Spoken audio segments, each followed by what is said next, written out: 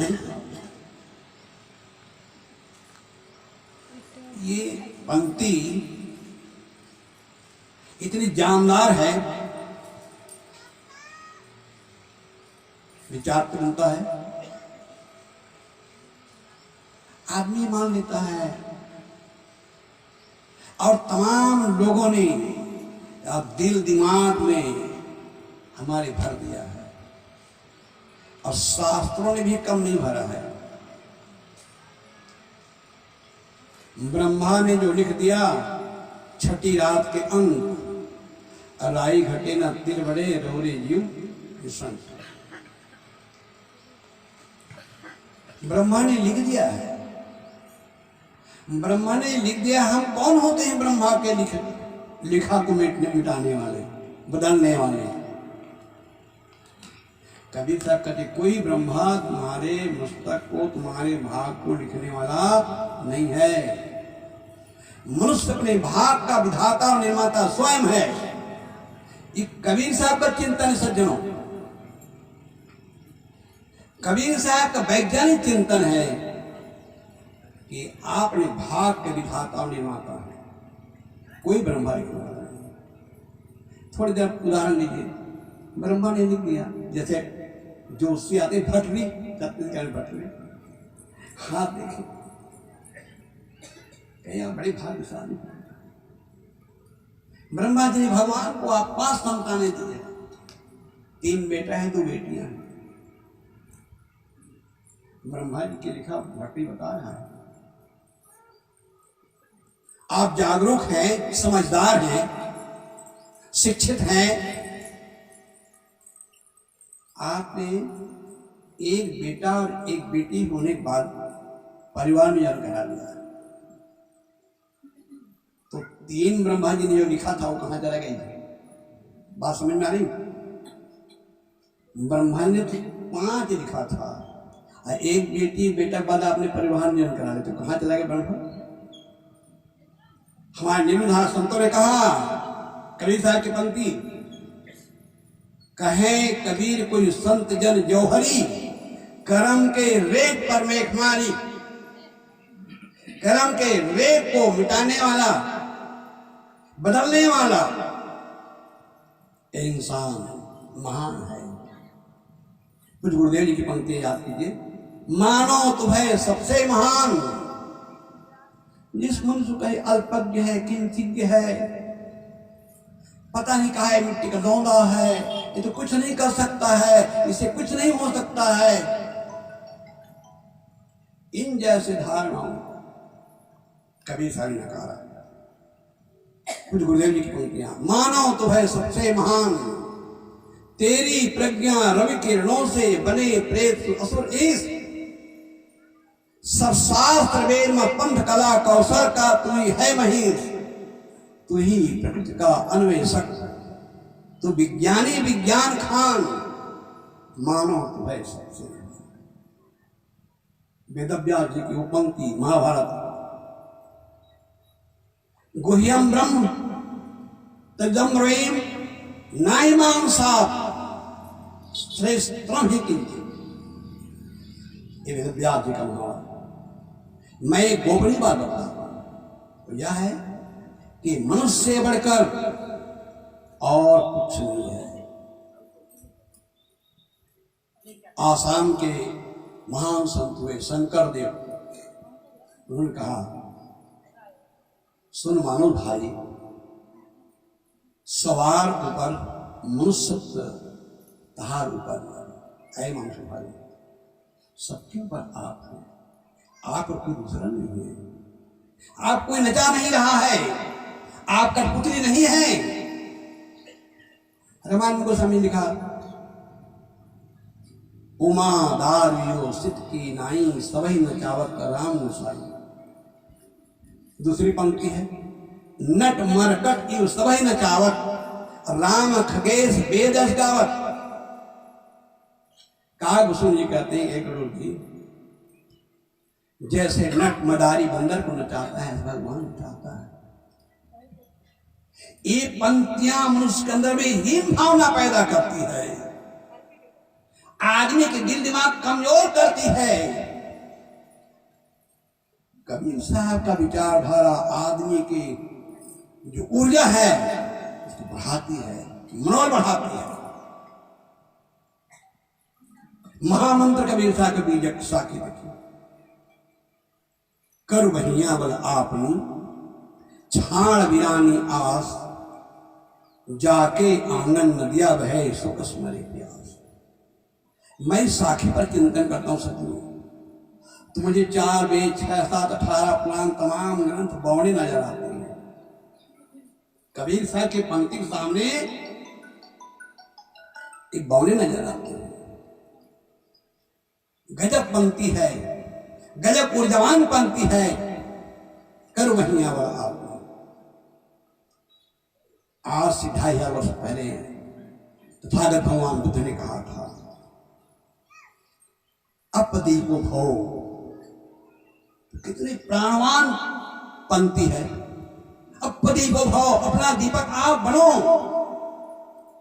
अत्ता ही अतनुनाथो अत्ता ही अतनुगति। आप अपने नाथ हैं, आप अपने स्वामी हैं।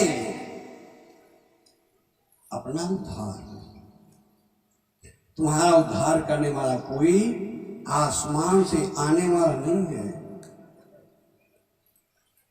हमारे यहां कहा गया, गीता के शब्दों में कहें, यदा यदा धर्मस्य ग्लानिर्भवति भारत अभ्युत्थानम साधूनां विनाशाय च दुष्कृतां धर्म संस्थापनार्थ संभवामि युगे युगे। गोस्वामी जी की पंक्ति में, जब जब हो धर्म की हानि बाणी असुर अधर्म अभिमानी, तब तब प्रभु मनुष्य शरीर हरि की पानी सज्जन की।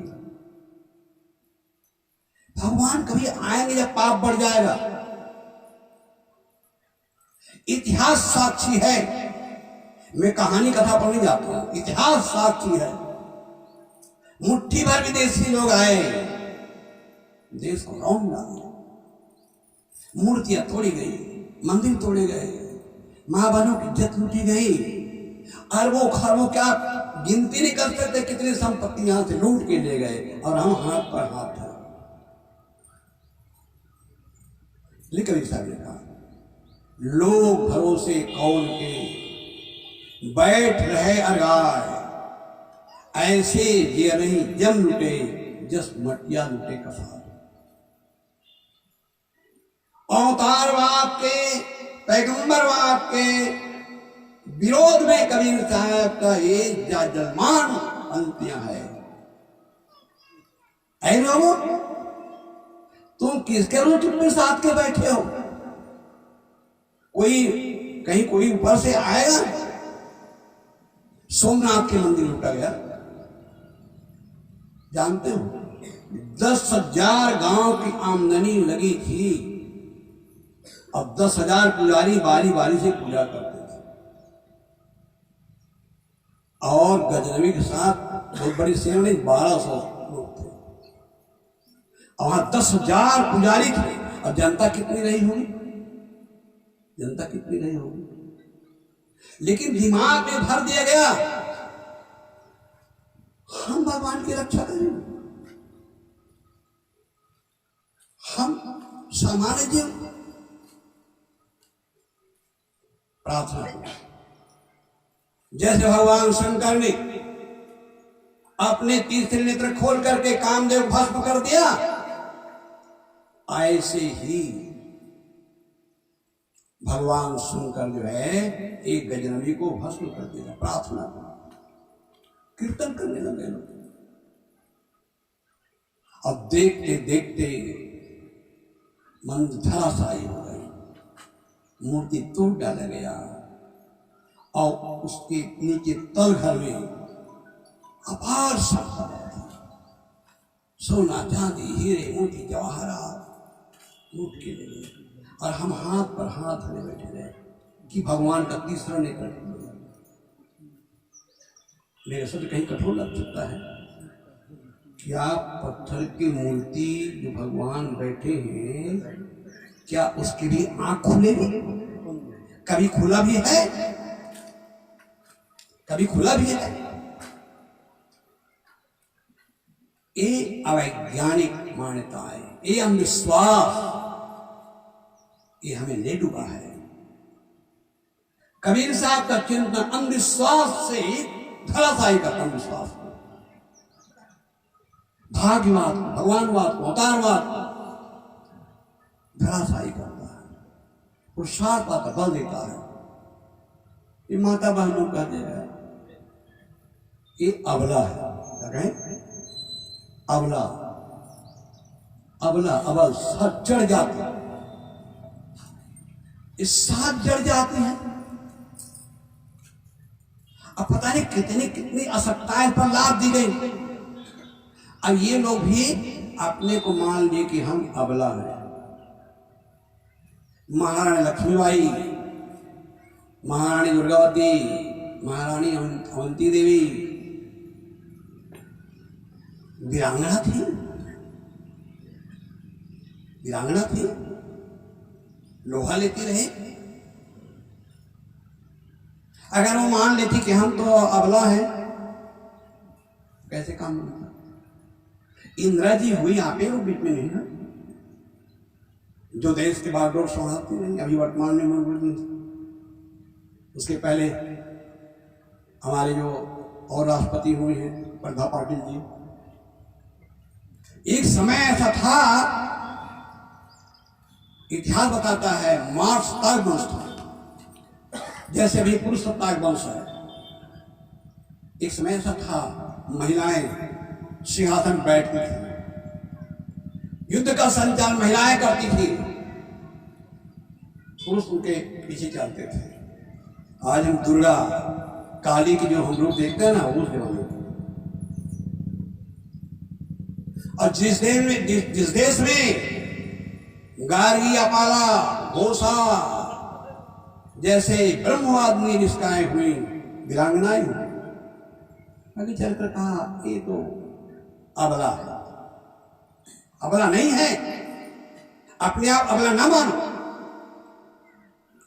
अब देश के 85% लोगों को कहा गया तुम्हें विद्या शिक्षा का अधिकार नहीं, तुम पढ़ लिख नहीं सकते, शूद्र न्यायाधीश नहीं हो सकता।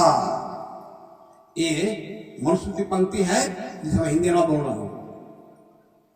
शूद्र न्यायाधीश नहीं हो सकता। जब भारतीय संविधान तैयार हुआ तब लोअर कोर्ट नहीं, हाई कोर्ट नहीं सज्जनों, सुप्रीम कोर्ट के प्रधान न्यायाधीश के.जी. बालकृष्ण हमें डरा दिया गया, असक्ताएं लाद दी गई, तुम कुछ नहीं कर सकते हो। कबीर साहब इन जैसी धारणाओं को धराशायी किया। एक छोटा सा सूत्र है, कबीर कुओं की आवाज थे। सूत्र बहुत छोटा है लेकिन बहुत गंभीर अर्थ दिया हुआ है। ये समाज, ये मानव समाज, ज्ञान विज्ञान का जनक समाज गूंगों बहरों का सब जीवन जीना था। इतिहास बताता है एक समय भारत में दास प्रथा था, आदमी बेचे खरीद जाते थे और जिन्हें खरीद कर लाया जाता था उसके साथ पशु से बदतर व्यवहार किया जाता था। पशु से बदतर, इतनी यातनाएं, इतनी पीड़ा, इसके बाद उफ नहीं कर सकता था, विमान नहीं खोल सकता। ऐसे समाज को कबीर साहब ने वाणी दी। आदमी अपने आप को मान लिया था, हमारी नियत है, नियतवाद। नियतवाद क्या है? मक्खर घोषाल, अजीत के कंबल, संजय वेलपुट्ठ, महावीर, बुद्ध, उसके समय 6 दार्शनिक, उसमें अजित के कंबल, मक्खर घोषाल और नियतवादी थे। नियतवादी मतलब जो हमारे नियत में होगा, कुछ करने की जरूरत नहीं है। कबीर साहब ने कहा तुम्हारी नियत नहीं है। लोग मान लेते हम तो भगवान के यहाँ से अछूत बना कर लेते, इस जन्म हमारा उद्धार नहीं हो सकता। महिलाएं मान गए थे कि हम तो अबला हैं, इस जन्म हमारा उद्धार नहीं होता। धर्माचार्यों ने कहा था स्त्रियों की मुक्ति नहीं हुई, कल बोला था। अपनी नियत मान लिए थे। कबीर साहब ने तुम्हारी नियत नहीं है, तुम्हारे अंदर अपरिमित शक्ति जगाओ। रामायण में जो उदाहरण आता है, सीता हरण हो चुका था, हनुमान जी के द्वारा एक टीम अंगद जी के नेतृत्व में सीता जी पता लगाने के लिए समुद्र किनारे आए, देखिए विशाल समुद्र, निज निज बल सबका हो पाठा का प्राण जाकर संशय राखा। हनुमान जी बेचारे चुपचाप एक महाराज जैसे बैठे थे किनारे में, वो अपनी शक्ति भूले हुए थे। जहां उन्होंने अपनी शक्ति को घटित किया, पवन तनय बल पवन समाना कच्चु साध रावमाना। हनुमान जी, आपके अंदर अपरिमित बल है, अपनी शक्ति की याद कीजिए। जब हनुमान जी की शक्ति को जगाएगा, अतुलित बलधामम हेम शैलाभ देहम, फिर हनुमान जी चलाना। ऐसे ही हम लोग अपनी शक्ति को भूले हुए हैं। सदगुरु संत हमारी शक्ति को घटित करते हैं कि तुम अपने आप अल्पज्ञ मार रहे हो, किंचित मार रहे हो। ये नहीं, आपके अंदर अपरिमित शक्ति है। 1000 फीट नीचे में पानी है, आदमी बोर करवाता है, मोती लगा देता है, एक स्विच ऑन करता है, 1000 फीट नीचे पानी ऊपर आने के मजबूर होना पड़ता है। खूंखार जानवर शेर को बैठता है, उठता है। विशाल का जानवर हाथी अगर पैर रख दे तो हमारा कचूमर निकल जाए, पर आदमी सवार होता है। आदमी अपनी शक्ति भूला हुआ है। तो कबीर साहब ने हमारी शक्ति जागृत किया, जगाया। और दूसरी बात, कबीर साहब का वैज्ञानिक तरीका, जैसे वैज्ञानिक अपने प्रयोगशाला में किसी बात पर जब शोध करते हैं, रिसर्च करते हैं, और जब प्रैक्टिकल करके उसको समझ लेते हैं, तब उसको शुरू करते हैं। ऐसे कबीर साहब का जो चिंतन है, इतना तर्कपूर्ण, इतना वैज्ञानिक है, सोचते बनता है। हमारे साथ जी कबीर साहब को उदाहरण दिया था एक पंक्ति, तू कहता कागज की लेखी, मैं कहता आखन की देखी, तेरे मेरे मनुआ कैसे एक हुए। गीता में महाराज श्री कृष्ण ने अर्जुन से कहा, क्या करना चाहिए, क्या नहीं करना चाहिए, क्या कर्तव्य है, क्या अकर्तव्य है, उसके लिए तुम्हारे लिए शास्त्र ही प्रमाण है। क्या कहा? इस शास्त्र ही प्रमाण है। कबीर साहब ने कहा नहीं, शास्त्र प्रमाण है, लेकिन शास्त्र के ऊपर विवेक प्रधान है। शास्त्र पर विवेक है। शास्त्रों में लिखा है, गोकर्ण महाराज गाय के कान से पैदा हो गए। पंडित जी जब कुरान सुनाते हैं, पहले दिन कथा सुना, दूधकारी वाला कथा, तो गए गोकर्ण महाराज गाय के कान से पैदा हो गए। अच्छे अच्छे पढ़े लिखे लोग बैठे होते हैं, लेकिन किसी में बोलने की हिम्मत नहीं होती है। पंडित जी बोल रहे हैं, क्योंकि पंडित जी मुख से जो निकल रहा है वो सब ब्रह्मवाक्यम जनार्दन। लेकिन प्रश्न होता है, गाय से पैदा होगा तो बच्चिया होगा या बछड़ा होगा, आदमी कैसे पैदा होगा, फिर यहां से पैदा होने के नियम वहां से पैदा होगा, कान से कैसे पैदा, कुछ जाते। इस प्रकार शास्त्रों के बातों को, गुरुजनों के बातों, गोस्वामी ने कहा कि मात पिता प्रभु गुरु की वाणी अभिनय विचार करे शब्द। गोस्वामी जी कहते हैं, बीच में तुलना करना पड़ता है। गोस्वामी जी कहते हैं, मात पिता प्रभु गुरु की वाणी अभिनय विचार करे शब्द। कबीर साहब क्या कहते हैं? कबीर साहब माता आदरणीय, पिता आदरणीय, गुरु आदरणीय है, साध परंपरा भी आदरणीय है, लेकिन परख करके, जांच करके, महाकवि कालिदास के वो पंक्ति याद करिए, पुराण नित्य ना साधु सर्वम ना चापि काव्यम न नित्यवद्यम संता परीक्षा नित भजनते मूल पर तेरे बुद्धि, ये मालिका की श्लोक है। कोई बात बहुत पुरानी है इसलिए वो सत्य सार नहीं हो सकती है। कोई बात नहीं है आधुनिक है, आपके नाते पोते कह रहे हैं इसलिए वो ताज्य नहीं है। विवेकवान परीक्षा करके सत्य को ग्रहण करते हैं और असत्य का परित्याग करते हैं। लेकिन मूल लोग कैसे होते हैं? मूल पर भक्त नहीं बुद्धि, शासन फलदायक है। कहानी में लिखा देखो, वो कहानी तो कई बार सुने होंगे आपने। एक आदमी शादी करके पत्नी लाया, कमाने के लिए चला गया बम्बई। 1 साल 2 साल 3 साल 4 साल हो गए नहीं आए। बार बार बेचारी लिखती थी चिट्ठी, आ जाओ फिर चले जाना। वो इतना लोभी था धन कमाने में, बताओ घर में अपनी पत्नी शादी करके ले आए और बार बार चिट्ठी लिख रही चले आओ चले आओ। अब खिसिया गई तो खिसिया के लिखती है कि मैं राड हो गई। चिट्ठी मिली उसको, पढ़ा नहीं था। गांव के लोग जो पढ़े लिखे थे पढ़ा भी, देखो घर चिट्ठी आई क्या लिखा है। कहा कि चिट्ठी में लिखी है तुम्हारी पत्नी ने कि मैं राड हो गई। इतना सुना था वो सिर पीट पीट को रोने लगा, हाय मेरे कर्म फट गए, मेरी पत्नी राड हो गई, मेरी पत्नी राड हो गई। मैंने कहा मूर्ख, तू जिंदा है, तू जिंदा है, तेरी पत्नी राड कैसे हो जाएगी? अरे आप लोग समझते रहे हो। अरे कहा नाम को लिखा देख लो, चिट्ठी आई है, उसने लिखी है कि मैं राड हो गई तो राड हो गई।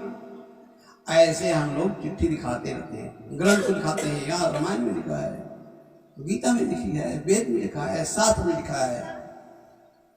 कबीर साहब ने कहाँ लिखा है? परंपरा। कुछ लोग कहते हैं हमारे परंपरा है।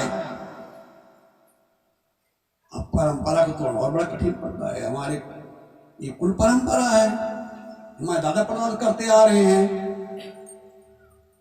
देवता में बकरा काटना है या मुर्गा काटना है, ऐसे परंपरा ढूंढते रहते हैं लोग। इस पर एक कहानी सुना। एक घर में विवाह होकर के दूल्हा दुल्हन अभी दरवाजे पर पहुंचे नहीं, आ गए हैं थोड़ी दूर, मतलब आंगन में। दूल्हे की मां सोची कि बहू बेटा आ रहे हैं, बाराती भी हैं, उनका स्वागत करना चाहिए। छत्तीसगढ़ मौज छोड़ना, बढ़िया आरती लेकर सजा करके और फिर दूल्हा दुल्हन की आरती सजा करके बड़ी स्वागत करके लाते हैं। तो दूल्हे की मां जो है बढ़िया आरती सजाई और बढ़िया बिल्कुल निकलने वाली थी। इतने में देखती कहीं से कोई मरियल बिल्ली आई और जिस कमरा में वर वधू का निवास देना था उसी कमरे में आकर वो बिल्ली मर गई। अब दूल्हे की मां सोचती बिल्ली मर गई, क्या बताएं, घर में मुर्दा है, अभी अभी नव दंपत्ति का एक गृह प्रवेश हो रहा है और घर में मुर्दा है। सोचते फेंक लूं।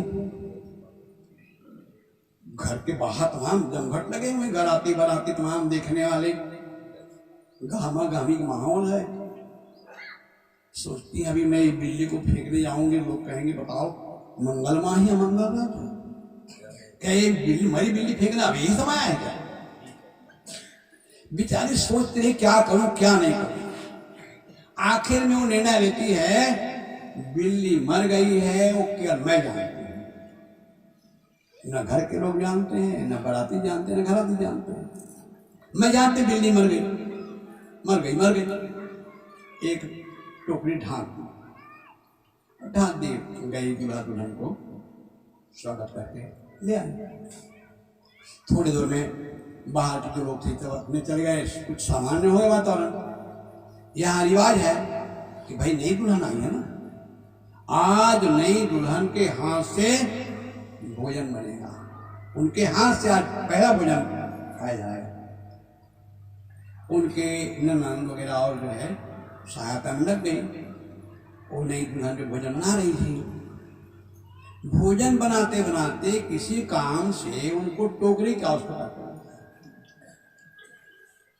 और टुकनी खपले रहे और उठा के चौंक गई, जैसे तैसे ढांक दिया अपना काम करें। बहुत देर बाद उस सास को याद आया तो भूल भी गई थी, वो फेंक फांक दी, इकट्ठा कर गया। लेकिन अब ये जो बहू आई है आज, अपनी आंखों देखी है बिल्ली मार कर ढकी हुई है, उसके दिमाग क्या बैठ गया, इस घर की चलागत है, परंपरा है, नई बहू आया तो एक बिल्ली मारना चाहूंगा।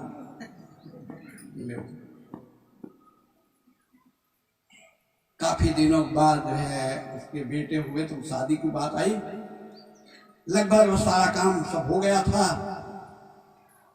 रात में घर भर के सब बैठे, भाई देखो विचार करो कोई सामान छूट तो नहीं गया है। घर भर सब भाई बैठे थे, सब सामान आ गया था। वो बहू जो मरी बिल्ली देखी थी वो कहती एक जरूरी सामान बांटनी है। क्या सामान बांटनी है? बिल्ली। अरे बिल्ली, शादी बिल्ली कौन जरूरत करने, नहीं बिना बिल्ली शादी होगी नहीं, करो क्या। जब मेरे बेटा जो है बहू को जब ब्याह के आएगा तो मैं पहले बिल्ली मारूंगी। घर के बुजुर्गों ने कहा, घर के सियान हैं और कभी नहीं सुने, अपने पूर्वजों से भी नहीं सुना कि यहाँ पर बिल्ली मारी जाती है। क्या नहीं, बिल्ली तो मारना ही पड़े, बिल्ला नहीं पड़ेगा। राजहट, बालहट, त्रियहट करते हैं, तीन बहुत बड़े जबरदस्त करते हैं। मजबूर हो करके घर के मालिक को बिल्ली लानी पड़ी। अब जब बेटा बहू जब आए, दरवाजे में पहुंचने वाले थे, लोग बिल्ली मारना शुरू कर दिए और बिल्ली खुला छोड़ दिए थे। बिल्ली मारने को सरत काम कहेगा, और फिर जिंदा बिल्ली, मजबूत बिल्ली, इधर दौड़ा रहे उधर दौड़ा रहे हैं। बहुत देर हो गया, लोगों ने कहा यार क्या तुम बिल्ली पीछे पड़े हो। बरबधू बेचारे जो है इतने दूर से आए हैं, भूखे प्यासे, बराती लोग जो है कितने दूर से आए हैं, उनका स्वागत सत्कार, बिल्ली पीछे पड़े हो। चुप रहो जी, ये हमारे घर की परंपरा है, जब तक बिल्ली नहीं मारी जाएगी तब तक बरबधू अंदर नहीं आएंगे। ये परंपरा कब तक चलती रही होगी? जब तक वैज्ञानिक सोच नहीं पैदा होगा। होगी।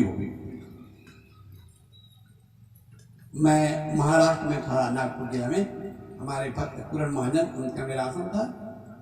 रात के 8 बजे थे, जहाँ मेरा आसन था तो ट्यूबलाइट जल रही थी।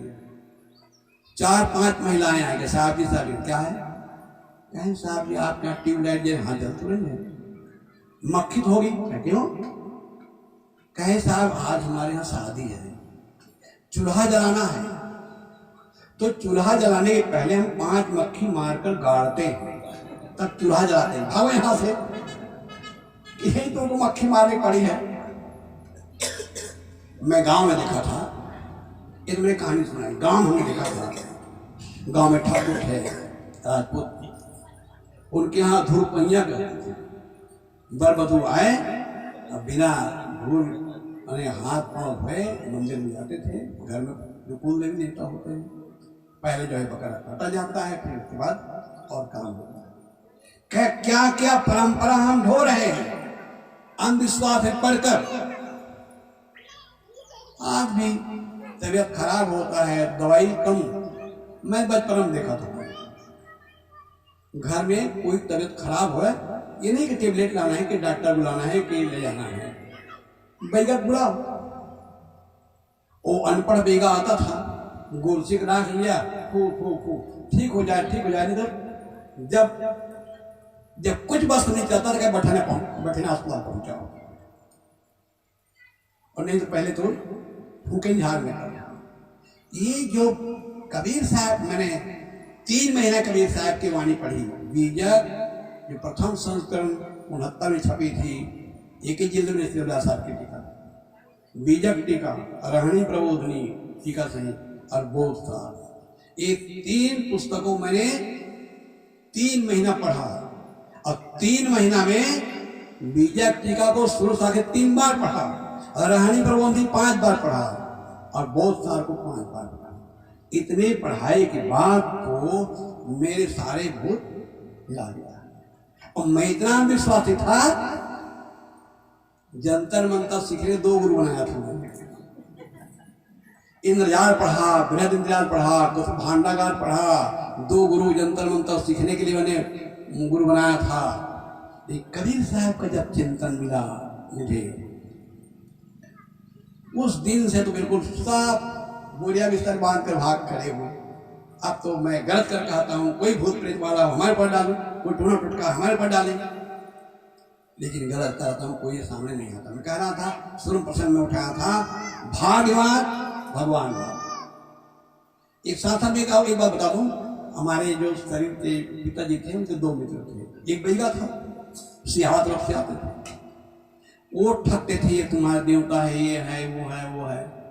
और दूसरा भटरी रहे, तो भटरी रहे तो वो कहे तो तुम्हारे शनि लगा है, राहु लगा है, केतु लगा है, घर के फूल कांच के थाली बटकी सब ले गए। कहे बिना फूल कांच ग्राहक करता ही नहीं। एक बार माता बीमार रही, मुझे याद है, कहे तुलाराम करना पड़ेगा। ताराजू में एक तो माता जी बैठा है, 70-75 किलो धान तोला गए। मेरे बिल्कुल बहुत परेशान हो गया, लेकिन करूँ क्या बच्चा था। ये मैंने बचपन से देखा कैसे ठगते हैं, इसलिए किसी भटरी को हाथ ना दिखाओ, हाथ से मेहनत करो। विद्या चाहिए, सरस्वती के फोटो में अगरबत्ती घुमाने की जरूरत नहीं है। डट के मेहनत करो, पढ़ाई करो और टेंशन पढ़ो, तब विद्या आएगी। और सरस्वती के फोटो में अगरबत्ती घुमाने से नहीं आएगी। लक्ष्मी चाहिए, धन चाहिए, तो धन के लिए लक्ष्मी जी के फोटो में अगरबत्ती घुमाने की नहीं जरूरत है। मेहनत करो, परिश्रम करो। किसान जो है खेत में जब जाता है तो गर्मी नहीं समझता, वर्षा नहीं समझता है, और माटी मिलकर जब काम करता है धरती सोना उगलती सज्जनों। ये कबीर साहब का संदेश है, पुरुषार्थवादी बनो, भाग्यवादी नहीं। भगवानवादी लोग कहते भगवान की इच्छा में पत्ता नहीं हिलता है, उसकी इच्छा के बिना पत्ता नहीं हिलती है। पत्ता नहीं हिलती है जब चोर छेद लगाता है तो सबनी किसकी इच्छा से हिलती है, और आतंकवादी जब उनका मशीन गन किसकी इच्छा से हिलती है। जब तमाम जो अनेक चाहिए, इतना जो कतलेआम होता है किसकी इच्छा से होती है। ये सब भ्रांतियां हैं, दिमाग से निकालो। भाग्यवान भगवान बनो, दोनों को धराशायी करे। कभी सारी पुरुषार्थी बनो, कर वही वाला अपनी छाड़ गिरानी आस, जाके आंगन नदिया वह सुकस्मरी की आस। देखो टाइम हुए खाने, तो अभी के प्रवचन को यही करते हैं विराम, क्योंकि अभी ज़्यादा खींच देंगे दूसरा टाइम फिर व्यवधान होगा। अभी आप भोजन ही करना है। आप लोगों ने टूटी फूटी बातों को सुना, इसके बहुत बहुत साधुवाद। आप सब प्रति मंगल कामना करते हुए मैं अपने मानी काम देता हूँ। बोले सदुर कबीर साहिब की जय। अभी हम सब लोग कुछ गुरुदेव जी की आशीर्वादों से लाभान्वित हो रहे थे। जिस किसी को बंदगी करना हो तो चंद मिनट में आप आएँ और बंदगी करके जा सकते हैं। काल जो है इसके बाद भोजन पानी की व्यवस्था की गई है। आप सब लोग जानते हैं, कमेटी के लोग आपको बता चुके होंगे, विदित है सबको। और दूसरी सभा ठीक 2:30 बजे से चालू करेंगे, ताकि जो बाहर से आए हुए हैं उसको भी पूरा लाभ मिले, और यहाँ निवास कर रहे या ग्रामीण इस गांव के लोगों को भी जो है पूरा लाभ मिल सके। यहीं पर अपने इस सभा को हम समाप्त करते हैं। बोलिए सद्गुरुदेव की जय। साहेब बंदगी साहेब।